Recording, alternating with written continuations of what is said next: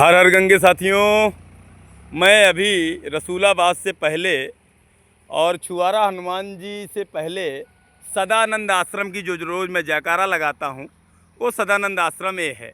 बहुत प्राचीन है और बहुत ही खूबसूरत है और यहाँ पर कभी बड़े ऋषि मुनि तपस्वी बैठा करते थे, ध्यान लगाते थे। फिलहाल अभी आपको जो दिखा रहा हूँ एक नाला है जो ठीक इसी आश्रम से पहले तमाम मोहल्लों से होके आता है। जुंदवल है और इधर पीताम्बर नगर है और इधर आप मान के चलो कि कुछ मेंदोरी कॉलोनी के आसपास का इलाका है। अवतार के पीछे का ये नाला वहाँ से चल के आ रहा है और इस नाले के जो आवाज़ है उससे आप अंदाज़ा तो लगा ही सकते हैं कि कितना पानी लेके आता होगा। फिलहाल इतने सालों से हम लोग इस आशा में थे कि एसटीपी का कार्य सुचारू होगा और अभी कुछ सालों में कई एसटीपियाँ प्रयागराज में बनाई भी गई नई, जो कि पुरानी एसटीपियाँ थीं।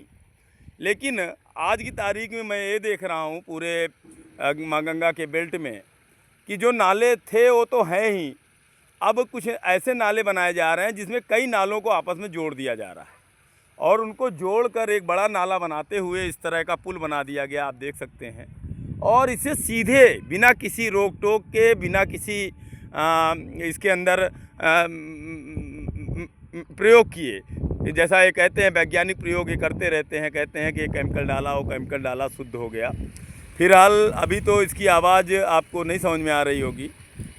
रात में नाला सुन रहा हूँ, बहुत तेज़ चलता है और सीधे देखिए तो माँ गंगा में जा रहा है। तो अभी जो शंकर घाट पे मैं अक्सर आपसे कहता था कि माँ गंगा में दुर्गंध आ रही है, वो दुर्गंध ऐसे नालों से ही आ रही है साथियों। और एसटीपी की ये पाइप टंकी है, देखिए इसमें पानी नहीं है। ये पता नहीं कितने साल से एसटीपी की टंकी मुँह चिढ़ा रही है और ये आप किसी में पानी नहीं पाएंगे साथियों, क्योंकि अब इसमें पानी जाना पूरी तरह से बंद हो गया। अभी जब से रोड का निर्माण का काम चला है तब से अब नालों को सीधे माँ गंगा में डाला जा रहा है और ये एसटीपी की जो टंकी हैं ये अब एसटीपी तक पानी पहुँचाने का कार्य नहीं कर रहे। अब इनका कोई कार्य नहीं है, आप देख सकते हैं पूरा खाली पड़ा हुआ है। आप बाकायदे देख लीजिए, सूखा है, खाली है। तो इसके थ्रू उसमें और उसके थ्रू उसमें हर टंकी से होते हुए इससे एसटीपी तक जाना था। तो भैया इतने साल से अरबों खरबों की योजनाएं चल रही थी और मैं एक बात अक्सर बोलता था 5 साल 6 साल से कि जब हम नाली नहीं बंद कर सकते तो नाला क्या खाक बंद करेंगे।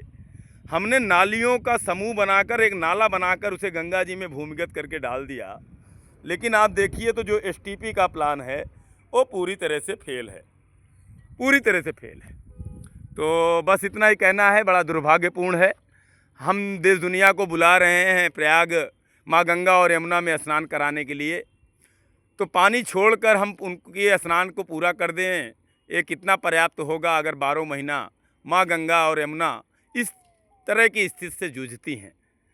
तो इतने सालों में अरबों खरबों की योजनाएं हम क्यों बना रहे हैं, एसटीपी के नाम पर हम देश को धोखा क्यों दे रहे हैं, ये समझने की आवश्यकता है। फिलहाल माँ गंगा को तो हमने बांध दिया है पत्थरों में और इससे गंगा का कितना भला होगा अब ये देखना बाकी है। बाकी मुझे भला कम, कहीं न कहीं गंगा की ज़मीनों पे अतिक्रमण और इसके किनारे बुराइयां आती दिख रही हैं।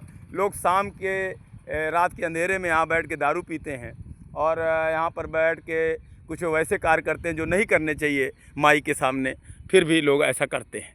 तो सभी को हर हर गंगे, जय जय गंगे। मैं यहाँ तक आया था आपको यह दिखाने के लिए कि माँ गंगा और यमुना से ना तो नाले कभी हटे थे, ना हटेंगे और ना ये हटा पाएंगे।